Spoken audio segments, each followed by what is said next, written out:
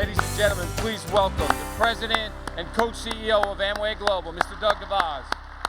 It's a joy to be in this business and to be in this industry and to be with all of you. Every time I have a chance to come to an event like this, it's a reunion. It's being with friends. It's being together with people who share a common passion about helping other people. And it's just a joy to be able to do that. And as you know, Brian, as you talk about a little bit with my family history, I've had that asked a lot of me. What's it like to be Rich DeVos's son? And I said, well, I really don't have any experience being anybody else's son, so it's good. You know, it's interesting. And the best thing I can do to describe my father is to describe him as my dad. And that's who he was. Who you saw was the same guy I saw, but he was just my dad.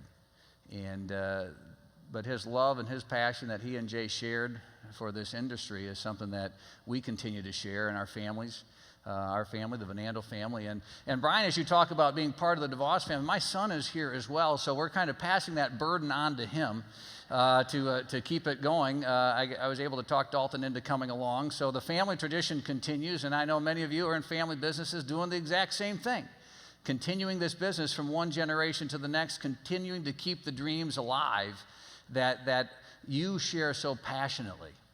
And it's just continues to be an honor for me to be part of this industry, to be able to see the iconic companies that have been around and have been leaders for so long, and to see the excitement and the enthusiasm of new companies that have just begun, that are just expanding, that are moving forward, that are bringing the vitality and life to this industry, just like we all want to do.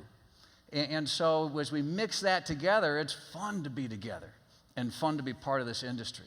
And so I want to just kind of spend a few moments tonight touching base on our belief and our confidence that we have as being part of this industry, the anticipation that we have for the future, the confidence we can look forward to what the future is going to bring, and maybe share a few thoughts and a few stories along the way about how to get there. You know, it's interesting growing up in the business. My story's kind of simple. I didn't know that I had a choice to do something other than join Amway. We all, started in our basements. It was right down the road. Every event that we did was down at the company, or we had distributors up to the house. It was who we were as part of our DNA. And we loved it. We all wanted to be part of it. And I went to school and kind of went through the process there to learn a few things. And I had an interesting experience right after I graduated with a good friend of our family's, and kind of held me to account and said, if you're getting in this business just because it's easy, then stop right now and save everyone the trouble. You know, with your last name being DeVos, you got a shot at getting a job at Amway. Vanandel too, there's two names, so it works pretty good. But if that's just what you're going to do, save everyone the trouble. If you're going to get into this business because you love it, then dive in with both feet.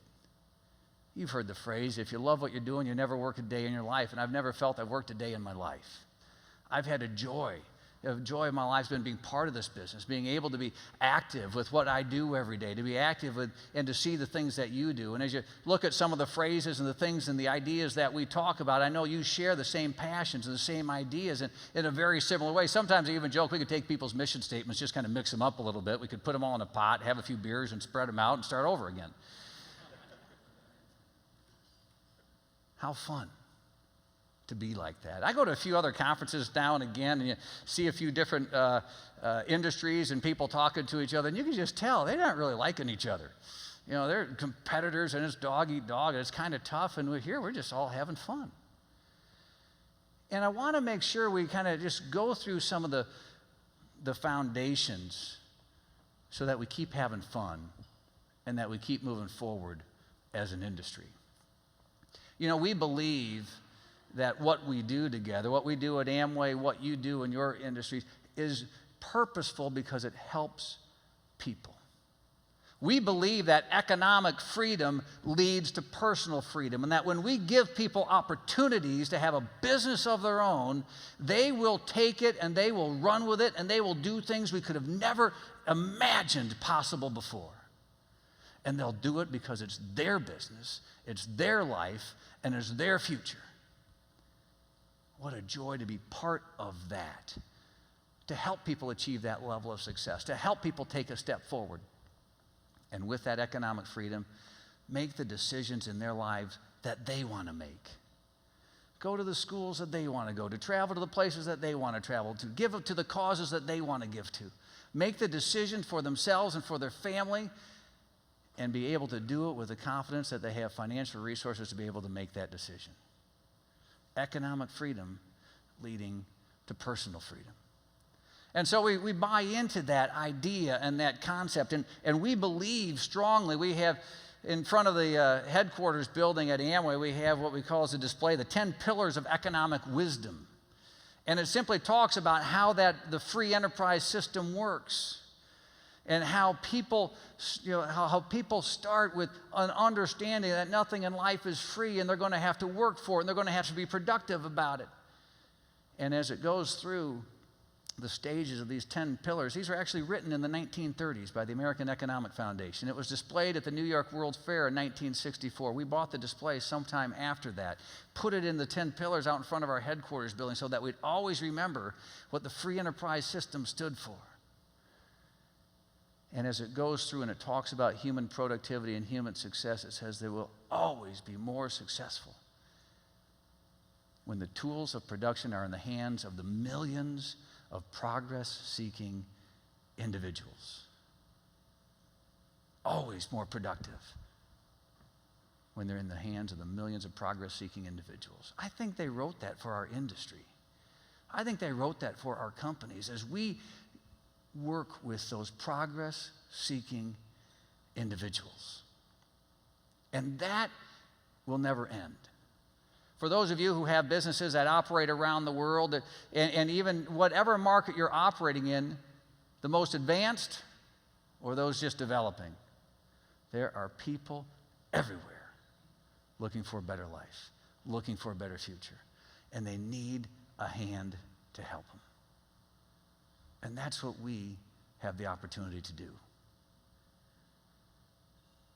So as we kind of put a few pieces together here, I just want to kind of share a few thoughts about that. I want to make sure we establish that foundation. And that we establish that foundation because this is an industry that's focused on people, the ideas, the aspirations, the hopes of people.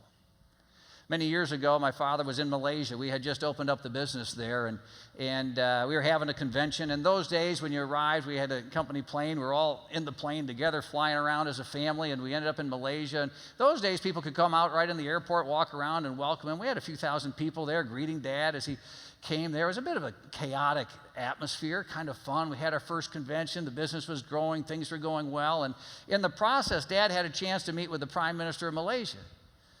And they had an interesting discussion, and as it got to business issues or economic issues, the Prime Minister said, it's a tough time for us here in Malaysia. And it's tough because in the global market, the main natural resources of Malaysia are copper, tin, and oil, and the prices are depressed in the global marketplace, and so it's really having a negative impact on our economy, and so things are pretty tough here right now. But then he kind of laughed. He said, I heard you arrived at the airport, a lot of people to greet you. It sounds like your business is going well. You just started. What's the secret? And he said, well, Mr. Prime Minister, it's simple. You may think that the greatest natural resources of Malaysia are copper, tin, and oil. But we believe the greatest resources in Malaysia are the people of Malaysia. And our business focuses on people, just like your business does. And if we start with that foundation, and if we make a commitment to stay true to those principles and to those foundations, we will build a future for this industry that will continue to be stronger and better every step that we take. And that's what I would love you to take away from this. I believe we're just getting started as an industry. I know we have many companies in our industry that have long, wonderful histories and legacies, but I believe for all of us here, our best days are ahead of us. The future is what we're talking about. Every time we celebrate an anniversary, we had our 50th anniversary a little while ago. That's great. We had a lot of fun. But there's somebody new that's getting into our business today that goes, that's interesting, but what's important to me is my opportunity looking forward. And if we keep our minds around that, I think we'll be just fine as we move forward together as well. So I got a few things to maybe touch base with, maybe some ideas we can take away from a night like tonight. And I know you've heard great ideas. I'm almost embarrassed to try to hit on some things or to touch base on a few things because I know the speakers that you've been listening to and working with, and that the whole programs have been absolutely excellent. But I'll try to give my spin on it, my take a little bit on a few things from our history that might be helpful for you as you go forward and as you take your businesses forward from a conference like this. You've made the investment, and Brian's right, you've made the investment of time to be here. So take the steps forward from here. Well, the first thing I'd encourage you to think about as you leave is to keep an adventurous attitude. An adventurous attitude. Keep that optimistic view of the future. You know, I talk a lot about our history as a company and what my dad and Jay did, and they did a lot of crazy things. They were pretty nuts, actually, when you really kind of think about it. And I remember asking them once, I said, well, why? Where'd you get this sort of attitude? Where'd this confidence come from? I said, well, it was World War II. We survived. You survived World War II, you think you can do anything. Now, we're alive. We made it. We came back with that attitude that we could do it. We were going to do something. And so they started a business that they had no business starting. But they didn't know they couldn't do it. They started a flying school. Some of you may know the story, and I'm sorry if I repeat it, but they started a flying school after World War II. And the only trick about that was that they didn't know how to fly. It's kind of hard starting a flying school like that. The other trick was that they didn't have the airport done. So when they opened for business, there was no airport or runway. So they bought floats for the plane, and they flew it off the Grand River in Grand Rapids, Michigan. Taught people to fly that way. No, they didn't do the teaching. They hired instructors. They went out and got customers. And then at nighttime, they thought they got something else to do. We got more time on our hands. Let's start a restaurant. And Dad will tell you should be in the restaurant business once. That's a tough business. He says, everybody wants to eat at the same time. If they would just come in on a regular basis, we could plan. It would be great. But they all want to eat at the same time. Tough business. They had an adventurous attitude. They did the business for a little bit while, the flight school for a while, a few things. They didn't like being limited by weather conditions, and they didn't like being limited. They wanted a business that could be 24/7, and so they were trying to think about what to do with that. They said, well, let's get out of this business, and as they were getting out of the business, they saw a book called Cruising the Caribbean. They said, let's buy a boat and sail to South America. Now, again, like the flight school, they'd never been on a boat before. They'd never sailed to South America before. They got lost. They got in trouble all the way down the east coast of the United States, bought the boat in Connecticut, started working their way down. They did so well, they made it all the way to the coast of Cuba before they sank. And he said along the way, every time we'd lift the boat and look, say, it's leaking a lot. And a lot of people in the marine go, no, it's fine. So we listened. All the professionals told us the boat was fine, but we sank. The interesting part of that story is though they didn't stop their trip. They were going to South America. They hopped tankers. They got from where they got rescued. They ended up in Puerto Rico. They got tankers and found their way down the islands, ended up in Curacao. They left the tanker there, got away into Colombia, went up the Magdalena River, went all the way around Latin America, South America, came back home, showed movies, told everybody about their adventure. And they just never stopped. Ask people a lot of times, well, did you ever dream you'd have a business like you have today? And they would shake their heads and laugh, said, no, we never dreamed anything like this. I said, what's the secret? How'd you do it? I said, well, we just went to work every day. But they went to work every day with an attitude that they were going to make the business better. What can we do today to make the business better? And I'd hope that you would have that same sort of adventurous attitude as well as you step forward and as you go to work every day and say, what can you do to make your business better? Well, the next thing to take away would be that I'd encourage you to really be observant and take stock of where you are. No matter how good your year has been, no matter how bad your year has been, there's something good in that past year and there's something bad in that past year. And to really look at your business and to look at the things you've learned now and say, where am I really? And pay attention to that. Some of the first things we did a number of years ago is we were kind of stuck in a place ourselves as a company and said, we want to get better. We want to get growing again in a faster pace, in a better way. First thing we did was invested in market research. Where are we? What are we doing? Where are we successful? Where are we failing? What's going well? What's going poorly? Really, not just my opinion, not just what I think or what I thought I heard. Where are we really? I read a book a friend of mine gave to me called Everyday Survival. Like Luis Gonzalez, I think, was the author of it. And in it, he talked about how our minds work. We go into certain scripts in our mind, and that's the way we're created, and that's the way we're supposed to do. So when I look and I say, well, that's a podium, I don't look at it and say, that looks like it could be a shoe, could be a chair. No, that's a podium. I got it. Your mind goes through these scripts, and as you build experiences, your mind goes to exactly what it is so you can think more quickly. But sometimes those experiences get you stuck. And he told a terrible story about the folks in Phuket at the time of the tsunami. Their minds told them they were on vacation. Nothing can go wrong. It's beautiful. It's sunny. It's beautiful. We're here. Everything's great.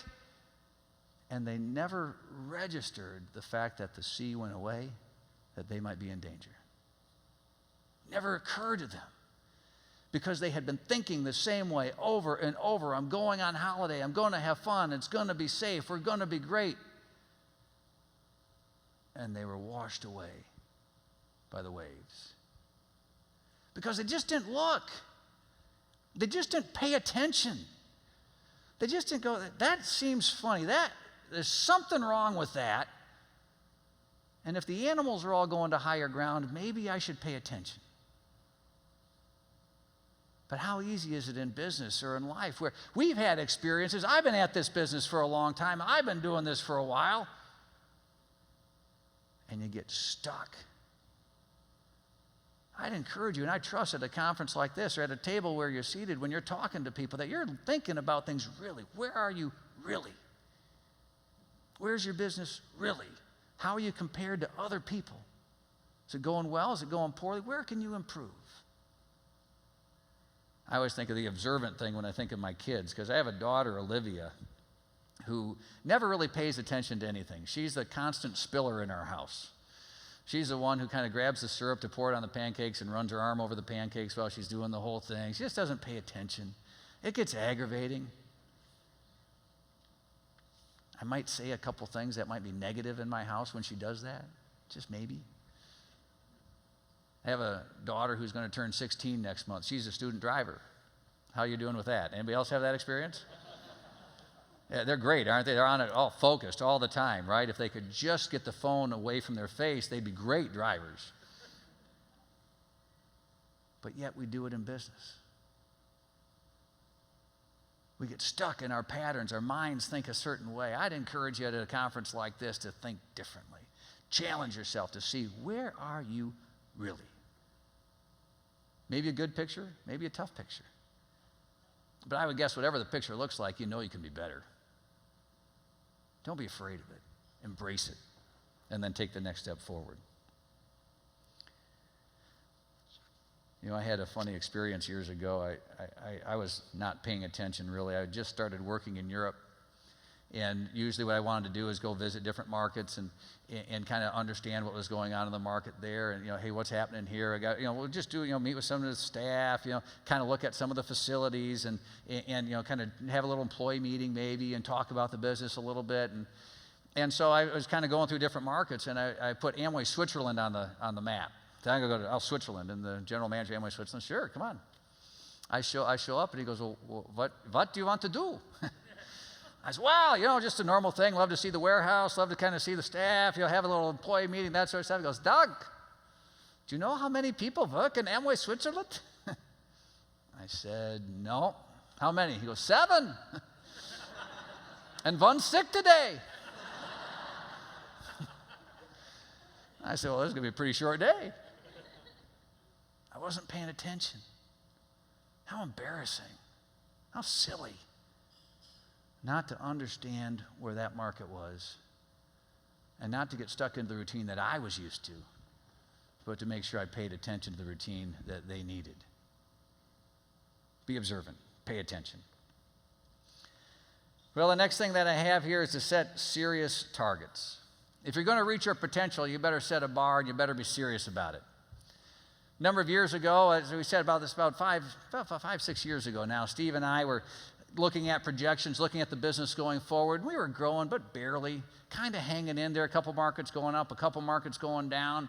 And we just both at the same time, as we were going to have a meeting on it, we were both reviewing some materials before the meeting, it wasn't setting right. We said, doggone it, this business is better than that.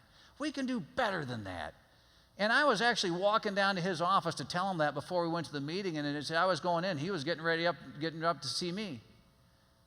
And we just sat down and had a great dialogue about what are we going to do differently. We got to set targets. We got to be better. We got to challenge ourselves. We have more potential than what it looks like we're going to achieve. Where do you want to go? What are your targets? Really, not just pie in the sky stuff.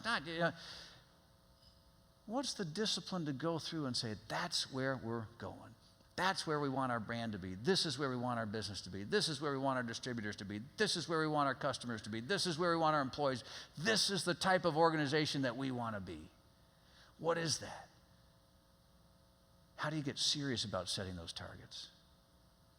We got involved, we've been involved in a number of ventures, but some of our family got involved in a health club in Grand Rapids.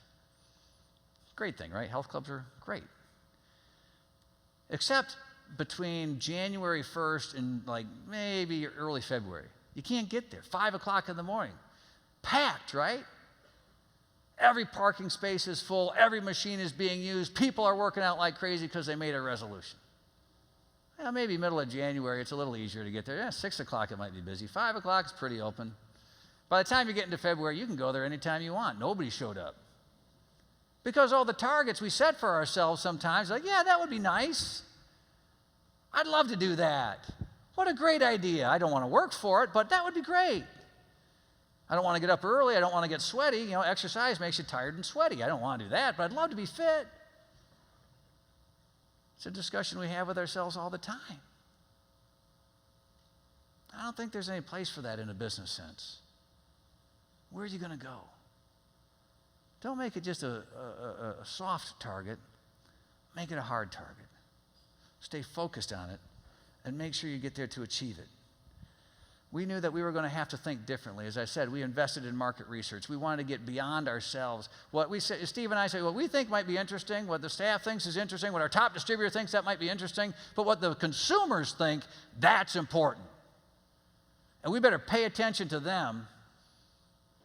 We better pay attention to what they want and give them what they want. We better pay attention to our new recruits, new distributors coming into the business, and make sure that they have the experience that they need. And we understand if we do a good job taking care of them, then the business will be just fine.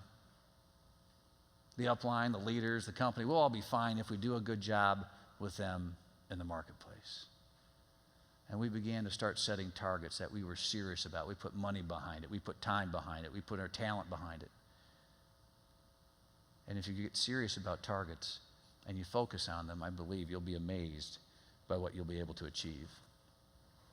Well, and a couple more things just to touch on that we like to go through is always be able to be surprised. Learn continuously. I saw an interesting quote that says, the definition of maturity is when you stop being curious.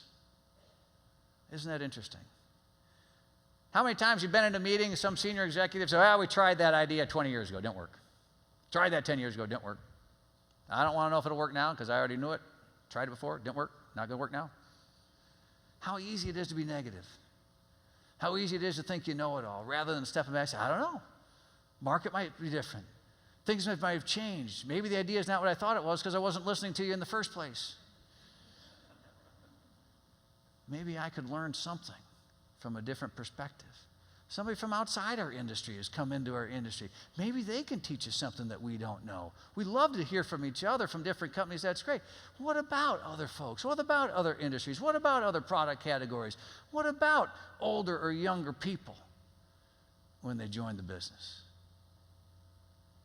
What an opportunity to get curious again and to figure out how we could make it work. Learn continuously. We've had so many times where we've had to learn in our business where we've screwed things up terribly. We were in Europe at the time, and we were living in Europe at the time the wall came down between East and West, and all of a sudden, boom, our business in West Germany was open to the East, everything. And everybody went across the board. I think we sponsored like 1% of the East German population in the first year. Everyone became an Amway distributor. But the only problem was we didn't know how to support them or help them or do anything. We couldn't get products there. We couldn't do anything. And we thought the best thing we could do, we're going to scramble. We're going to airship stuff in. We've got a big shipment of products in. We're going to support them. We're going to do what we can. We got it, put it all in a truck, grab the driver, send him into the East, and we never saw that truck again. I said, oh, that's how this works. That was a tough lesson. But we learned. Figured it out. We weren't perfect. We made mistakes up one side and down the other. But we just kept trying. Learn continuously. And the last point I'd love to take is to say, you know what? Make it personal. Nothing changes until the leader changes. You're the leader. In your life, whatever role you have in your company, you have a leadership duty, responsibility, and opportunity. And nothing's going to change in your world around you unless you make the decision to change. What are you going to do different? Make it personal. When Steve and I began to look at the potential of the business and say, we can do more, we can be better, we had to look at each other and say, I guess that means we got to be different. We have to change. What are we going to do? We can't be the same and just expect if we talk, the rest of the world's going to change around us. What are we going to do? What are the things that we're going to need to do? We had to be more disciplined. We had to be more focused. We had to learn. We had to be adventurous. We had to be willing to take risks. We had to get involved and engage in ways that we'd never thought of before.